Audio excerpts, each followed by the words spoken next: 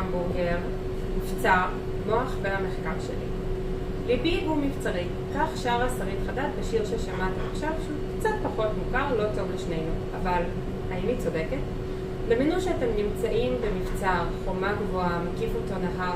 הדבר היחיד שמחבר ביניכם לבין שאר העולם הוא רשת מסועפת ושמורה היטב של קשרים שבוחנים מי נכנס ומי יוצא. מרגיש די בטוח, לא? מה אם אגיד לכם שבכל אחד מאיתנו יש בדיוק מבצר כזה? ויש לו מטרה אחת, לשמור על המוח שלנו. המוח הוא האיבר הכי מוגן בגוף. יש לנו את הגולגולת, החומה שלנו, ויש לנו את מחסום דם המוח, הרשת המסועפת של הקשרים.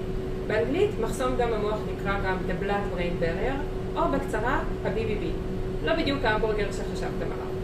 ה-BBB מחבר בין המוח לשאר הגוף, הוא מורכב מכלי דם מהודקים היטב, שנוצרים כתוצאה מזה שתאי האנדותל, התאים שיוצרים לנו את כלי הדם בגוף, מסתדרים בצורה צפופה יותר במוח ביחס לשאר הגוף. כתוצאה מכך נוצר מחסום שבורר היטב מה נכנס ומה לא נכנס למוח שלנו. אבל מה קורה כשהמחסום הזה נפרץ? המוח שלנו לא מוגן יותר. מחקרים הראו ש-BBB שאינו מתפקד מוביל לזליגה של חומרים רעילים למוח, וקשור גם בהתפתחות של מחלות נוירודגנרטיביות. מחלות שהורסות את תאי העצב שלנו, התאים של המוח.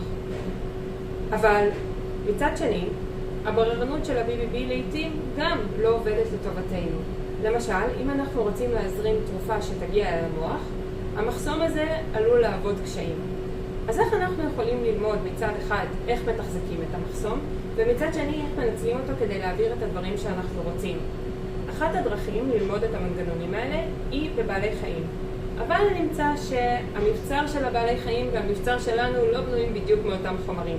מה שמסביר את זה ש50% מהתרופות שמצליחות לעבור את המחסום בבעלי חיים נכשלות אצלנו בני אדם.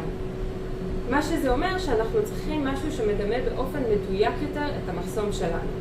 ומכיוון שאי אפשר פשוט לקחת מוחות שלמים של אנשים חיים ולחקור אותם, במחקר שלי אני משתמשת בתאים שמרכיבים את ה-BBB ומסדרת אותם כך שיחקו את המבנה שלהם בגוף. ממש כמו שבמיני ישראל אנחנו מדמים בקטן את המציאות, כך באמצעות המיני BBBs שאני יוצרת, אני מצליחה לחקות את מה שקורה במציאות במוח. למיני BBBs שמחקים ספציפית את המחסום של בני אדם יש משמעות מאוד גדולה, גם אם זה בקשר של תרופות, פיתוח תרופות, וגם בהקשר של הבנה של מנגנונים של מחלות. אז אם רגע נחזור לשאלה המקורית, האם ליבי הוא מבצרי? ובכן, אם שרית חדד הייתה רוצה להיות קצת פחות רומנטית וקצת יותר מדויקת, היא הייתה צריכה להגיד, מוחי הוא מבצרי.